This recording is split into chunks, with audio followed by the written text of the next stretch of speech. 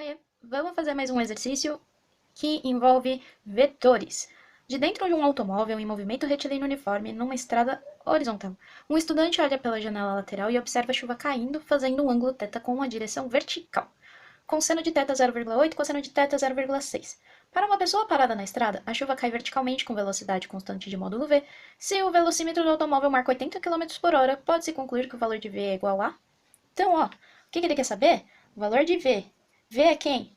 A velocidade da chuva. Aqui, a chuva cai verticalmente com velocidade constante de módulo v. Quem vê essa chuva, ele quer saber a velocidade da chuva para a pessoa que está parada na estrada, ou seja, ele quer a velocidade de queda da chuva, tudo bem? E o carro está andando a 80 km por hora. Agora vamos lá. Quando você está no carro em movimento, você vê a gota da chuva caindo no vidro lateral como? Não vê a gota caindo inclinada? Ela não cai mais ou menos assim? Então, por que que quando o carro tá andando e a gota da chuva bate no vidro, ela faz aqueles risquinhos laterais? Você vê que eles são perfeitinhos, né? Eles vão caindo assim de lateral. Por quê? Porque é uma composição de vetores. A chuva faz esse movimento para baixo. Porque tem a mistura do vetor de queda da gota, né? A velocidade da queda da chuva, misturado com a velocidade do carro. Só que o carro não está andando assim, ele está andando assim, não é? Na horizontal. Então, até agora a gente estava fazendo os vetores como? A gente fazia, tinha duas composições de vetores e a gente traçava a resultante, não era isso? Agora eu estou mostrando o processo inverso. Então, aqui é a velocidade do carro, se você traça a paralela do outro lado, é a paralela do vetor horizontal. Aí, se você pega a vertical, você pode traçar a paralela da vertical lá do outro lado.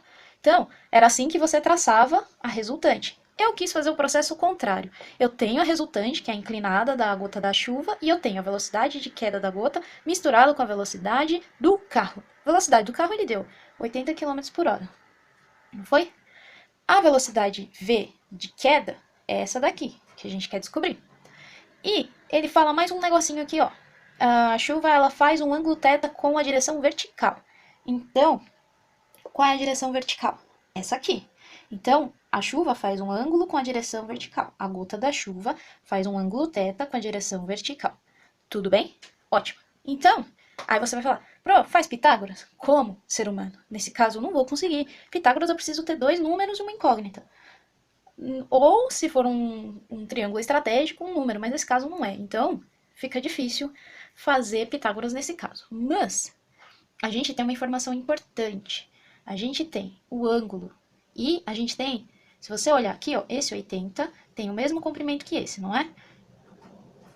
Olha só, você tem o ângulo de frente para um cateto, não é?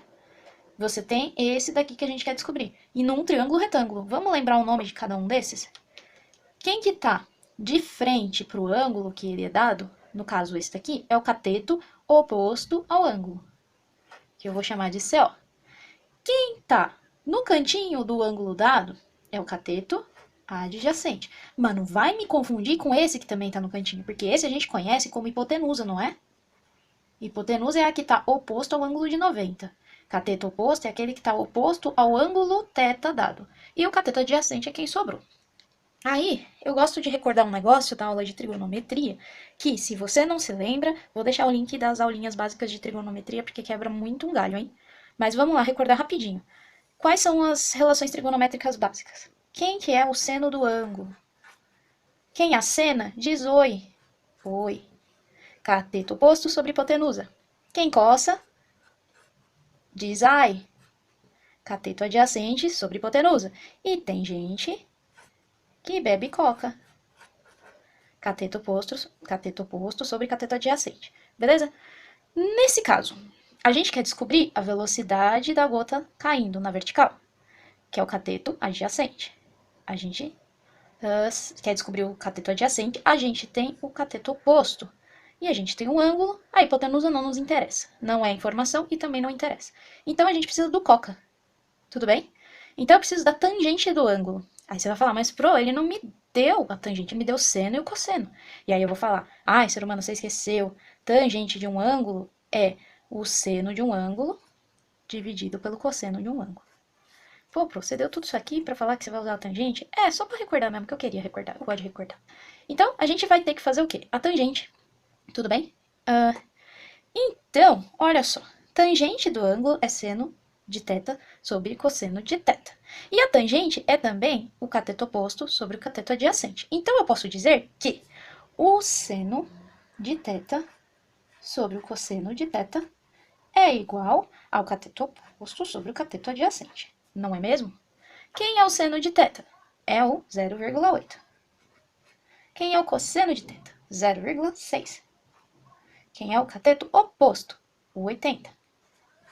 Quem é o cateto adjacente? É o V, que eu quero descobrir. Vamos resolver deixar bonitinho esse negócio aqui? Ó, quando você tem uma divisão, e aí você tem... Eu não gosto muito de decimal, eu gosto de arrancar e virar tudo fração. Tá vendo que tem uma casa depois da vírgula, uma casa depois da vírgula? Se já tá com as casas iguais, eu elimino a vírgula. Posso fazer isso? Posso. Vai ficar 8 sobre 6 igual a 80 sobre V. Daí a gente multiplica em cruz, não é? Vai ficar V vezes 8, 8V, 6 vezes 80. Pro, faz o 6 vezes 80? Não vou fazer não, sabe por quê? Esse 8V não tá multiplicando? Passa pro outro lado dividindo. 6 vezes 80 dividido por 8. Ó, é uma multiplicação e divisão, não tem mais e menos aqui pra me atrapalhar. Então eu vou dividir esses dois aqui.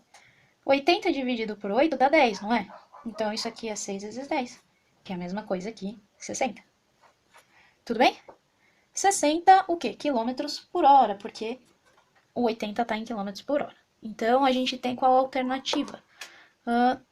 60 km por hora é a alternativa B, beleza? Qualquer dúvida, me pergunta.